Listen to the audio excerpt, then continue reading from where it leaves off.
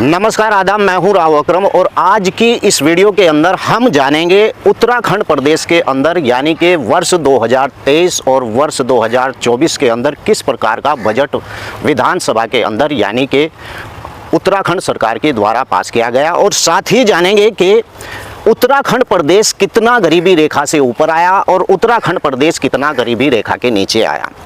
तो चलिए साथियों, आज मैं विस्तार से आप लोगों को बताऊंगा, लेकिन उससे पहले आप लोगों को बता दूं कि ये गांव है, आप दिखाना, ये गांव है पागलपुर, सॉरी ये गांव है पनियाला चंदापुर।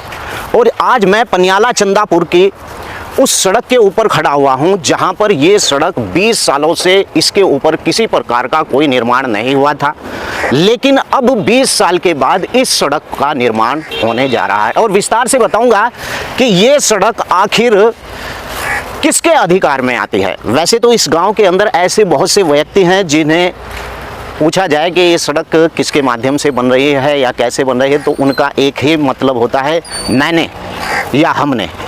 मतलब कहने का ये है कि अगर सरकार कहीं पर सड़क बनाने का विकास करती है तो छुटभैया नेता उसका श्रेय लेना चाहते हैं। और आज मैं इसी के ऊपर ही वीडियो बना रहा हूं और आपको बताऊंगा कि ये सड़क कैसे आखिर बनाई जा रही है। तो चलिए सड़क के ऊपर चलते हैं और विस्तार से रेवा से लेकर रेलवे स्टेशन और रेलवे स्टेशन से लेकर ग्राम पनियाला चंदापुर, यानी कि आपको बता दूं कि जैसे मैंने बताया था कि ये सड़क PWD के अंडर में आती है और वर्ष 2023 के अंदर इसका एक बार फिर से टेंडर भी हुआ था, लेकिन किसी कारणवश वो टेंडर रद्द हो गया था। और रद्द होने के बाद अब 2024 के अंदर इसका टेंडर हुआ, लेकिन टेंडर से पहले आपको बता दूं कि इसके ऊपर किस प्रकार की प्रक्रिया शुरू हुई। सबसे पहले इस रोड के ऊपर ये आप देख रहे हैं रेलवे स्टेशन से सीधा पनियाला की ओर और पनियाला से ही कट लेते हुए ये सीधा लाठरदेवा की ओर ये रोड गया। बता दूं कि जब किसी रोड को बनाया जाता है यानी प्रेस का रोड बनाया जाता है तो सबसे पहले उसके ऊपर ट्रैफिक का सर्वे होता है और ऐसे ही इस रोड के ऊपर भी ट्रैफिक का सर्वे हुआ। और सर्वे कैसे हुआ ये इस पर देखा गया कि किस प्रकार का कैसा ट्रैफिक यानी यहाँ से गुजरता है।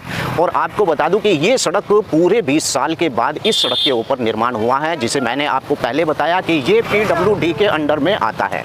और आपको बता दूं कि यहाँ पर जो रेशो रखा गया है, इसका जो रेशो है 4 इंची यानी कच्चा माल, और वहीं पर ही फिर इसके बाद जो बारीक मोटी बजरी का माल आया उसे रखा गया है 4 इंची और 2 इंची इस पर प्रेस, जिससे कि बारीक बजरी का माल डाला गया, जिसे इस प्रकार से ये जो आप देख रहे हैं ये प्रेस का रोड बनाया गया है। और कहने का मतलब ये है कि हमारा प्रदेश पूरा ही विकास का कार्य। पुष्कर सिंह धामी जी के बारे में अगर बात की जाए तो हमारे प्रदेश के अंदर इस बार जिस प्रकार से बजट उत्तराखंड सरकार ने पेश किया है उसके बारे में मैं थोड़ी सी आपको जानकारी दे दूं। लेकिन इस सड़क को लेकर अगर कोई व्यक्ति या कोई छुटभैया नेता इस बात को कहता है कि हमने या मैंने या मैं गया या वो गया, तो इसके बारे में आप बिल्कुल निश्चिंत रहिए।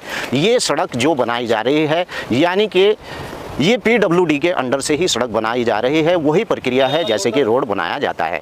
तो चलिए अब मैं आपको बताता हूं कि उत्तराखंड प्रदेश के अंदर बजट इस 2023-24 का बजट किस प्रकार से सामने आया है और कैसे इस बजट के अंदर प्रावधान रखा गया। उत्तराखंड प्रदेश के अंदर इस बार का जो बजट पेश हुआ है यानी कि जनहित के लिए 24 और 25 का जो प्रस्तुत किया गया बजट है, नंबर 1 24-25 के अंदर यानी कि 89.230 करोड़ रुपए का बजट पेश किया गया है, जो पिछले बजट से यानी कि 15.271% ज़्यादा है।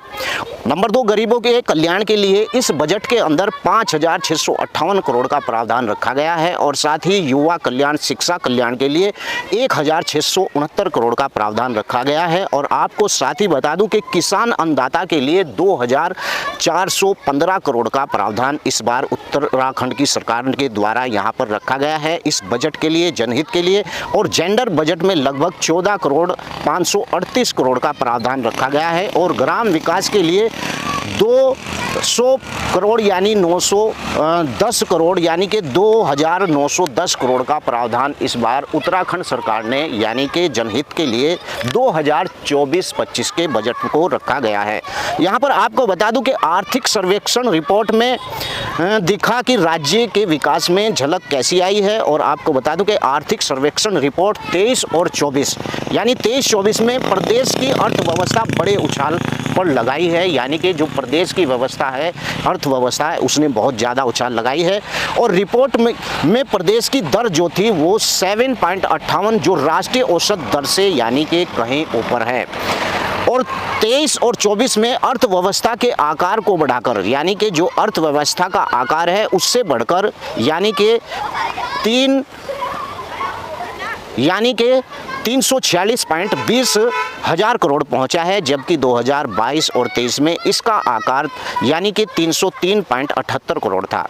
उत्तराखंड प्रति व्यक्ति की आय में 12.64% की बढ़ोतरी हुई है। और आपको बता दूं कि प्रति व्यक्ति आय बढ़कर 2,60,201 रुपये हुई है, जबकि 2022 और 23 में यह 2,30,994 थी। उत्तराखंड में बेरोजगारी की दर में भारी गिरावट आई है। और आपको यहाँ पर जानकारी दूं कि जो 2022-23 में 8.4% बेरोजगारी थी, लेकिन वर्ष 2023 और 24 में यह घटकर 4.9 रह गई है। और भाजपा सरकार यानी कि उत्तराखंड राज्य में कुल 9,17,299 लोगों को गरीबी रेखा से बाहर निकालने का काम यानी कि उत्तराखंड प्रदेश सरकार ने किया है।